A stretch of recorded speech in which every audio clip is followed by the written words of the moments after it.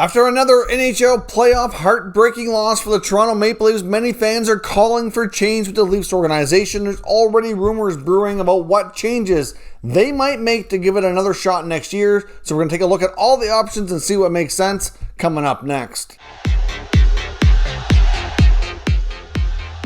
So welcome back to another video here at Top Shelf Hockey. Now, as I mentioned today, we're taking a look at the Toronto Maple Leafs, the fallout from their playoff loss, and the rumors that are already starting to come up, a lot of which are coming from what fans want. Essentially, they want change. They're tired of the losing. They're tired of the heartbreaking losses, and they want something done about it, which I completely understand. I've been there when you cheer for a team and they lose and they disappoint you, and it's heartbreaking. And when you've had 54 years now without a Stanley Cup, it's really difficult to deal with. The Maple Leafs now have the longest drought in NHL history of going without a Stanley Cup. The previous one was the New York Rangers. Of course, they ended that when they won in '93. This is now 1 year longer than that drought was. So it's certainly not the type of record that you really want to be associated with. And under the new regime of Brendan Shanahan and Kyle Dubas and all their draft picks that have graduated into being star players like Mitch Marner, Nylander, etc., they've had 5 years now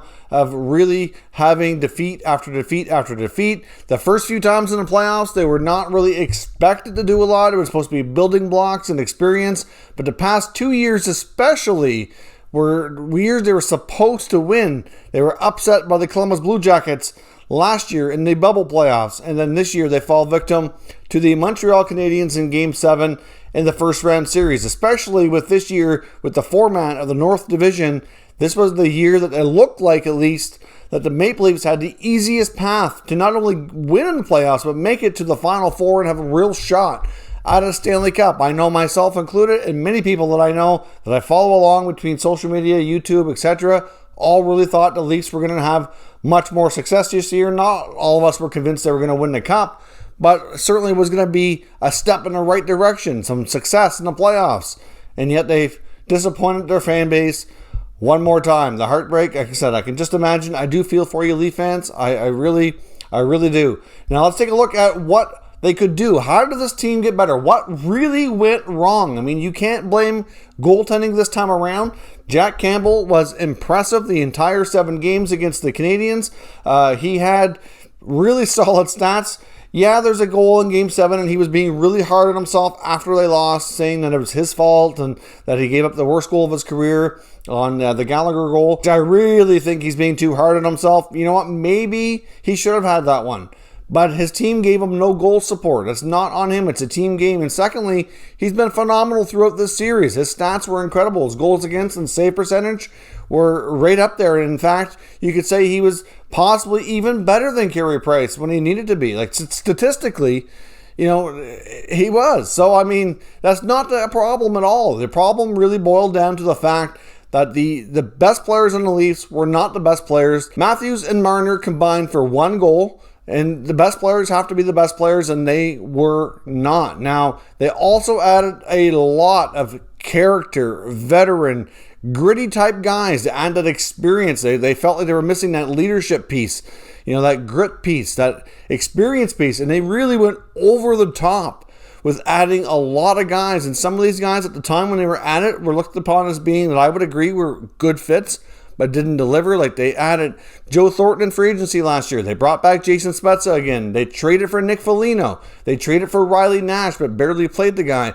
They made acquisitions of other players at the deadline, like David Riddick and Hutton, and didn't really play them in the playoffs, which obviously, you know, to some extent you can understand. But these players just did not get the job done, and it's not any single one of their faults. But really, at the end of the day, what happens if the Leafs would have made it through this series and they would have played a team like Colorado? Like, when you watch the Avalanche play, it's like they look shooting out of a cannon. They have so much speed, and they're so dynamic. I just don't see how a team like the Leafs would have been able to skate with them. A lot of these players on the Leafs were older and slower, and that's just they needed some of what they brought in. I think they went too much, but I digress on that. Either way, at the end of the day, the big guys just didn't get it done. End of the day, the Habs defense, both through the D-core and the forward group, shut them down, and they got great goaltending out of Carey Price, who was, you know, phenomenal as well. And at the end of the day, the Habs squeak out victory in 7 games. They stuck to their process. The Leafs, you could tell in the last 3 games especially, they were not mentally into it. They were at a situation where they were mentally fragile. Like Marner looked like he was just like so nervous and scared all of Game 7. Matthews kind of did a little bit as well, but Marner especially, like he just looked really rattled. And like they did not come out with that killer instinct like I want this, where you just got to go grab it by the throat and take it. Whereas Montreal stuck to their systems, they stuck to their process, they were confident, they played their game, and they wanted it. And that, to me, was the difference. Now, what do you do moving forward? So a lot of people are calling for Mitch Marner's head here. A lot of the fan base, I see it all over social media. Marner's got to go. He's making almost $11 million. He's now 18 playoff games without a goal. A couple years in a row here. He's not performing in the playoffs. Get him out of here. They're just absolutely losing their minds over Mitch Marner. I'm like, well, you know what? Marner did not play up to his standards in the playoffs. Absolutely. Deserves some criticism. But he's not the only one. Matthews had 1 goal, and you could argue that Marner's a playmaker that helps Matthews score. Sure. Matthews has not played with Marner his entire career. He's been a great goal scorer the entire time. Zach Hyman was the top forward on that line. He was getting his chances. He didn't bury them, but you don't expect him to because he's not as skilled as those other guys. But really, at the end of the day here, I think the blame can be spread around. So personally, I think the attacking of Marner is a little excessive. Could he have played better? Absolutely. And I think most of his issues is between the ears. I'd be very careful with shipping out Marner. But let's look at these players. They have obviously 3 players in an $11 million range. You get Captain John Tavares, who was injured in Game 1. He's not going anywhere. They gave him a full no-move clause for the duration of that contract. He would have to approve any deal. And you know he's in his hometown, the captain. He doesn't want to go anywhere. They're not even going to think about it or talk to him. Boom. Tavares, staying put. No doubt about it. Between Matthews, Marner, Nylander, I think Matthews is certainly out of the 3 the only one I would consider to be untouchable. He's more of a goal-scoring threat than the other guys. He's obviously won a Rocket Richard trophy this year. He was a first overall selection. He's got 3 more years on his contract, which I know makes a lot of fans nervous as well because it walks him right to free agency. I do not see a scenario, though, unfolding where Austin Matthews is traded this summer. Not at all. I don't even think that's something they would entertain remotely in any shape or form. Now, that leaves us with Marner and Nylander out of the big 4, and you've also got some other pieces like that are making less money that could be swapped out as well. If you look at Marner and Nylander, now here's the problem with the Mitch Marner trade. I think that maybe they should consider it because for one thing, if you look at it from the positive side, Mitch Marner is making just shy of $11 million.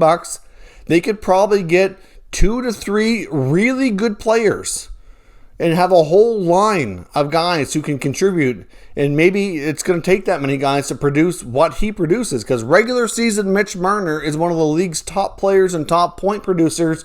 And to take that out of your lineup would be a big hit. Now, of course, here's the other issue with that is, yeah, you could say, well, yeah, but he doesn't produce in the playoffs when it matters most. But you got to produce in the regular season to even get to the playoffs. So you have to have that there too.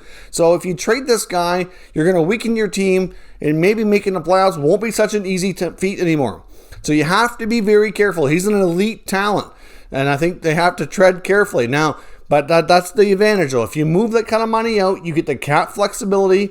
You can get 2 or maybe 3 other, more of a reasonable contracts, we could say, to be like a second line for the Leafs and maybe produce a similar type of statistics. I don't know, but that's what you're looking for. You would get a good haul if you find a team that does a deal with you. However, if you look at a lot of the top teams, they don't have the cap space. Like, you look around the league, you look at Colorado, you look at Vegas, you look to like Carolina, you look to Tampa. They're not going to trade for Mitch Marner. They do not have any room. They would have the elite talent to send back to make a deal happen.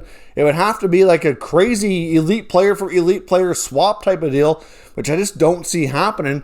And then you've got the teams that do have the cap space, like your Detroits, your New Jerseys, your Buffaloes, your Ottawas, all the teams that are rebuilding or near the bottom of the league, working their way up right now. They have the space. A lot of them have the prospects that would probably intrigue the Leafs if they wanted a futures package, because that's the other thing. If you do a deal with, your rival Senators, or you go to the LA Kings, or you go to even like the Rangers, for example, who certainly have, closer to having cap issues than these other teams, or the Devils, or the Red Wings, or the Sabres, or any of those guys, like clearly they don't have the elite level talent that can impact your roster today. You're going to be getting a futures-based package. So if that's what you want, it's going to set the team back, gets you cap flexibility. Then you can go dip into free agency or into other trades and find players that way. I don't know, but it certainly makes it a longer, more complicated process. And the other issue with these bottom teams, they might have the space. They'd have the future prospects to give you if you want that kind of package. But they don't want the signing bonuses. This contract for Mitch Marner is like 90% bonuses. Now, the total value of his contract over the 6 years is just over $65 million. It's like just shy of $65.5 million. As of the end of this year, which is 2 years into it, he's already been paid $31 million of it. And then, of course, you have his next signing bonus when next season's officially kicks in. So like later this offseason, he gets another $9 million plus signing bonus, which means $40 million of that 65 is already paid. So that's a lot of money. So from that perspective, you might think of it, well, that sounds better than the way it was in year one. But at the same time, you still have, well over $7 million of signing bonus money being paid out for the remaining years, and then a $750,000 to $775,000 salary each year. So the salary is not a big deal. So, I think it's going to be troublesome for those teams who they don't have the cash flow like the Leafs do. They don't have the flexibility, and a lot of those teams don't like the signing bonuses, and they've had trouble with some of their players because of it. So certainly, I think trading him will be very difficult. So there's that issue. It complicates things. And like I said, I personally think I would keep Marner, and I would get him a sports psychologist. Like, I'm not sure what they already are doing with their players in that regard, but to me, it's up here. He has the talent. I would also help him maybe, I don't know, maybe he needs to get a little stronger. Like, he needs to get a little bit more, at least a little bit of grit to his game. There's been times watching Marner in these playoffs that he just backs away from it. He does not want anything to do with the physical game. And I don't know, like, you just need more of that killer instinct. Same with Matthews. I know a lot of people were giving him praise when he was kind of being ragdolled into the scrums, and he was laughing, like, I'm not doing anything here. You know what? I'd rather see him push back and show that he cares and he wants to fight. At least it shows that killer instinct is there. Whereas, to him, it kind of makes it look to me like, hey, you're not thinking this is a big deal? Like, anyways, like, I digress on that. It's another point. But you have to be careful with trading these guys. It's just that simple. When it comes to Willie Nylander, I think he's got the best value on the team. He had a great playoff, one of the more productive guys. I would think people can probably stop complaining about Nylander now. I would not trade him at this point based on what he's given you, but at the same time, he would have one of the more valuable contracts to trade because you're getting good production for what he's being paid. So there is that. So I can see that being attractive to other teams. Would be easier to do that kind of deal. But again, you're weakening your team depending on the return. And I'm just not sure I'd go down that road either. Now, another guy that is likely not coming back is Freddie Anderson. Goaltending is going to be a question mark going forward. Campbell's good. He had a good year. And an 82-game season, though, I would still be skeptical about him working and playing like 60 games or something and keeping that up. I mean, does he do it? Maybe he does. I don't know. But I'd want some insurance there. And if Freddie Anderson's not going to be there because he's making too much money and likely leaves, you're going to have to bring in another goaltender. Maybe try to run more of a 1A, 1B scenario. See if you can get somebody else on a decent, mid-level contract or something to that effect. But they do need to address goaltending, like it or not. Not a knock on Campbell. He's done great. I'm proud to see that he's a late bloomer in his career to have that level of success this late in his career. But you know what? Like, he's good, but he needs help. This is that simple. I would look to the blue line and consider maybe the more likely trade scenario would be Morgan Rielly. Now, some of you might be saying, why would you do that? Well, because he has 1 year left at $5 million. He's going to be needing a new contract. He's eligible for an extension this offseason. And he's going to be looking for more money. Now, Rielly's not old by any means, but he is a little bit older than Matthews, Marner, and Nylander. So he's obviously been in the league just a little longer. Eligible for unrestricted free agency next year. Going to want more than $5 million. And if you're going to give him a 5, 6, 7 year term, I would be a little concerned over that. He's already regressed on his power play abilities at this point. We saw Rasmus Sandin running power play 1 for the most part here when he was in the lineup during these playoffs. I think Rielly, to me, is a big part of why the power play hasn't been successful. And if you don't have him on power play 1 all the time, his point totals are going to drop. Defensively, though, I must say he's matured and gotten a little bit better. So I do like that of his game. I thought his gap control was better too. So like that part is better. But, I just don't know that you're going to want to pay him. I'm not sure what it's going to take, $6-7 million a year on a longer term deal to keep him there when you have Sandin that's going to be doing a lot of the work that Rielly used to do. I think it might be time to move on in that regard and maybe go in a different direction on the blue line. To me, it makes more sense. It's an easier deal to do. Of all these guys, I just think he's the most high risk for regression that you're going to see less production on based on what I just said here. So it just makes good sense. Now, of course, you've also got guys like Zach Hyman's a free agent this year. I think they'll find a way to keep Hyman. I think he'll sign a team-friendly deal. I think he really wants to be a Leaf more than anything, and he'll figure that out with them. I'm not too worried about Hyman leaving. I think they're at risk to lose a guy like Alexander Kerfoot or Justin Hall in the expansion draft. They're the most likely candidates to me. I would be surprised if guys like Wayne Simmons or Joe Thornton come back. I think they give it their shot 1 year with the team. I'm not sure they return. Jason Spezza has been good. He had a good playoff again. I wouldn't be shocked if he takes another 1 year deal. That would not be surprising at all to me. A guy like Alex Galchenyuk was getting a lot of praise for, getting his career back on track with Toronto. But Game 5, when he gave away that puck in overtime, which led to the Habs winning with that 2-0 between Caulfield and Suzuki, that was a big gaffe, and that really turned the series. If you want to go to like a TSN turning point like they used to do on TV, to me, that's it. That's in that series. The Leafs never got their mojo back after that. So I don't know if Galchenyuk returns. I'm not really sure they really need him. Like, he was okay, but down the stretch, he played less and less. He was averaging like 9, 10, 11 minutes a game.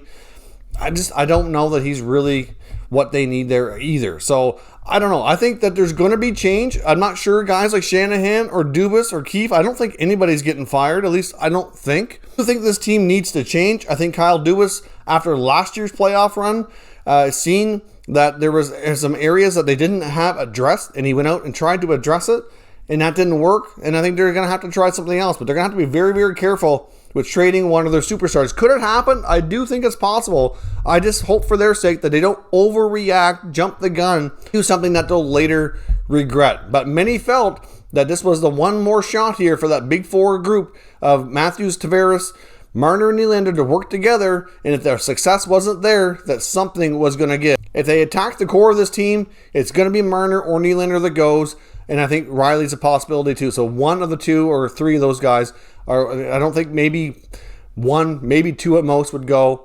The rest of the core would stay together. So that's my opinion on all these Leaf trade rumors. I know there's going to be a lot of dissecting of this team as we go forward. Obviously, we'll have to await word from the Leafs organization themselves. We'll see if anybody loses their job and what kind of comes out here through the NHL insiders here in the coming days as we kind of get an idea what their plans might be as they decide what is best moving forward. So let me know what you think, especially if you're a Leaf fan. What do you do? How do you address the shortfalls, and how do you make things better so you hopefully don't get disappointment again next year? Let me know your thoughts in the comments and we'll discuss further. If you're new to the channel, consider subscribing and turning on your notifications so you don't miss any future content. We'll keep you up to date with all 32 NHL teams around the entire league. Thank you for watching, and I'll catch you next time.